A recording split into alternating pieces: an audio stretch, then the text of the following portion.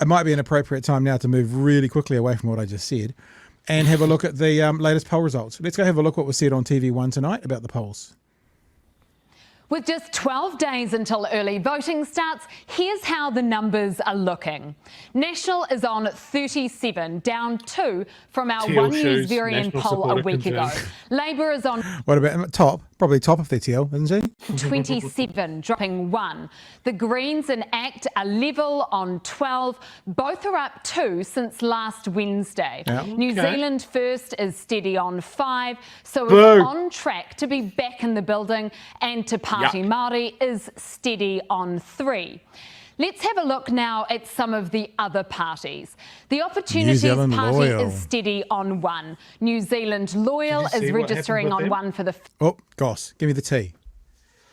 So Liz Gunn, being the very savvy political operator and absolutely 100% competent in every way, has absolutely failed to register most of her candidates. There's only 2 out of the 10 that she was going to register, and people in that space, so famously well-balanced individuals, are furious. Yeah, it's got a bunch of money's been given to her, and if she hasn't done that, then she's got a nice fat bank balance. But she's not doing it for that. It's not a grift. It's genuine. No, definitely not for the mortgage payments. And heartfelt. First time, that's Liz Gunn's party, and Freedom New Zealand is also on 1. I thought there was a rule that if you said her name on the TV, you had to go, Liz Gunn. Isn't that a rule? I thought that was a rule. I don't know. We can make it The number of people who don't know how they'll vote is 12%. Yep. It's been about that all year. Time to turn now and see how these numbers translate to seats in Parliament.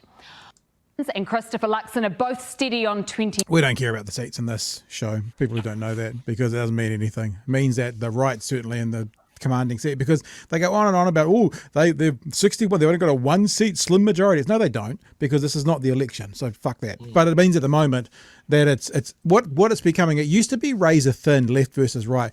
Probably at the moment it's razor thin New Zealand First on the right or not. That's probably a fair thing to say, whether New Zealand First gets in and then impacts the right. However, I don't think this is going to happen, but Winston has done it before. If New Zealand First gets there... But if New Zealand First gets there, technically and in theory, although I don't think he will, that means he can probably put either side in. And he did it in 2017. Yeah. Now I'm not suggesting that's going to happen. I don't even know if I want it to happen. There's a good poll question. Would you rather have Labour in having Winston Peters as the Deputy Prime Minister, or would you rather have Labour in opposition? There you go, people in the text, in the chat. Would you rather have Labour in having to use Winston or National in? In other words, Labour in the opposition, if they could make the choice. I'd like to hear that. They've already ruled him out. Yeah, I know, but it's Winston. You know, he could do anything he wants. This time we finish the job. We stake him through the heart. We put him in a tin box. We throw him in the Kaikoura trench. He can't come back again. All right. 53. No change from our poll last week. David Seymour is next in line, steady on 5. New Zealand First Leader Winston Peters is also steady on 4. Deputy National Leader Nicola Willis is on 2, and Green MP Chloe Swarbrick is... If you wanted to make a case, you could say 25% of the respondents wanted someone from National. You could say that. You could argue that point. Also on 2. So that's how the numbers are looking 4 weeks out from Election Day. Taking campaign baby cuddles to a whole new level. Nice though, eh? Not kidding around when it comes to polls, though. Adamant he's not fazed by the dip. Not at all. What it just says is that MMP elections are always close. And again, as I keep saying, when New Zealanders want to change the government, there's only one thing to do, and it's party vote National.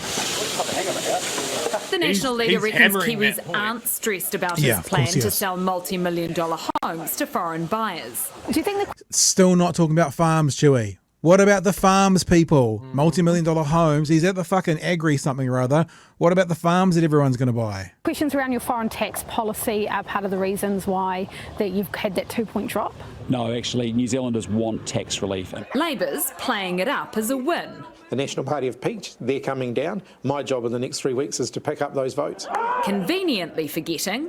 What are we aiming to achieve? that Labour's coming down too. Labor started the year on 38, but has consistently trended down in our 7 One News Varian polls, dropping to 28 last week and 27 today. So is the party in freefall? Absolutely not. What we're seeing in the latest poll numbers is the National Party are coming down, having previously peaked. Fun fact, David Seymour worked on a building site before entering Look at those politics, legs. sharing this promo video of him back on the tools. Nothing that quite matches getting your hands dirty. He'll need more hands if it's his Then go shout back for and do it, 15 new MPs. People asked us before, how could you go from... Do you know what it said? You notice what it said? I can't remember the exact wording, but on the site, it never actually said he was a builder. So he was probably a hammer hand. Like maybe it was the boy that went and got the coffee. Maybe. It didn't say he was a builder, did he? He said he worked on building sites. Isn't he against like building consents and stuff like that? Something like that. 1 to 10. We did it fantastically well. I'm so proud of ACT's team culture with 10 MPs.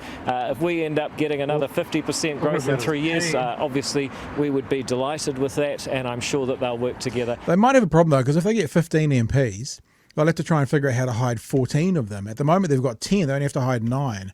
So it's 6 more people. They'll have to figure out how to hide them from the public. Even better, because we had a bit of practice now. The Greens are feeling chipper too. 15 MPs would be more than we've ever had before. Our highest watermark so far has been 14. It would be absolutely historic for the Greens to have that many at this election. They will. And, I think they'll get a historic high. I'm not saying it'll be enough to save the left from being in there, but they'll get 15 plus, I would think. this poll suggests that we're on track for that. 12% of people haven't been swayed by any party so far. So for these leaders, there's still all to play for. Oh, that's a terrible swing. Just less than a month ago now. That is a terrible, terrible swing. I'm sorry. If you've got that much money, you should be better at golf than that. So yeah, this is what's going to happen. I think what you'll probably see is I think National probably has peaked. They'll probably stay around that and hover around that. They might come down a little bit more. Most people were predicting even a couple of weeks ago that Labor would get over 30. It might end up being something like 38, 31 or something like that on election day, or 38, 33, or within that sort of vicinity. I still think it's probably game on. And I'm not saying that trying to be naively optimistic, but I think now it's fair to say it's Nationals to lose, but it's not necessarily an absolute slam dunk quite yet. That's how I feel, at least anyway. I think the odds are against the left, but there's that. What's that T-shirt you're wearing, Chewy? What does it say? Oh, this says if the left vote, the left wins. Yeah, I still think is agree. True. Absolutely, of course. And this is my whole problem with all of these polls, is we don't want people to be complacent and think that it's all over without them voting. And I did see a graph, I don't have it to hand, unfortunately, about the age breakdown of registered versus unregistered voters. Yep. And that 18 to fucking 30 block have a much lower rate of voting. And I think for good reason, because it's never them that it's talked about, right? Yeah. They're not middle income earners. They're not the young families. They're not the retirees. They're not the small business owners, all of that sort of thing. So they go, fuck it. These people don't care about me. And that is, I think, something that a political party needs to do better at. Yeah. The only one that springs to mind that has done a decent job of that is Top. And the Greens. Yep. I think. But that is a voting bloc that is more or less untouched by any party. They need to get out and they need to motivate those guys, because the other end of the spectrum, the oldies, they'll vote, and they'll vote right, like every time.